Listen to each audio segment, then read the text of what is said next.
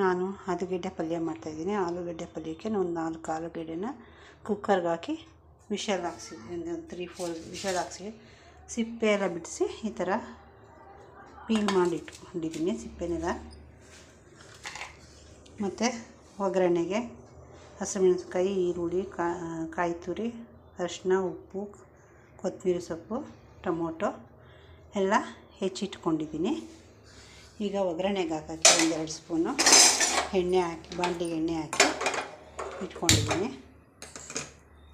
ಮತ್ತು ಸಾಸಿವೆ, ಕಡಲೆಬೇಳೆ, ಕರಿಬೇವಿನ ಸೊಪ್ಪು ಎಲ್ಲ ಒಗ್ಗರಣೆಗೆ ಹಾಕ್ಬಿಟ್ಟು ಫ್ರೈ ಮಾಡೋಣ.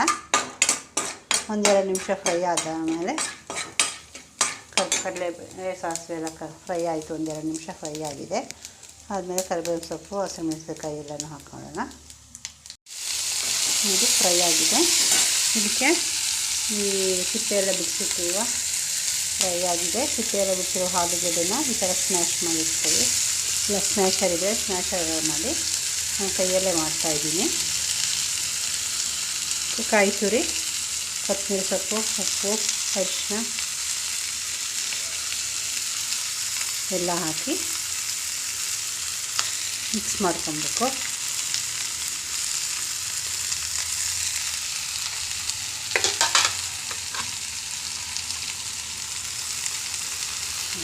ಹಾಕಿದ್ದೀನಿ. ಅರಿಶಿನ ಇನ್ನೂ ಸ್ವಲ್ಪ ಬೇಕಾಗುತ್ತೆ ನಿಮಗೆ, ನೋಡಿ ಕಲರ್ ಯಾವ ಥರ ಬೇಕು ಅದರಲ್ಲಿ ಹಾಕ್ಕೊಳ್ಳಿ.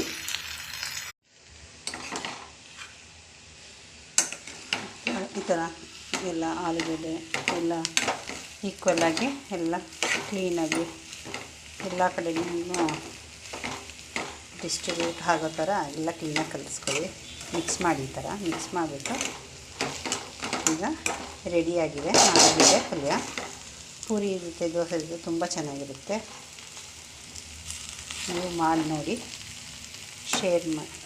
ಶೇರ್ ಮಾಡಿ, ಲೈಕ್ ಮಾಡಿ, ಸಬ್ಸ್ಕ್ರೈಬ್ ಮಾಡಿ. Thank you for watching.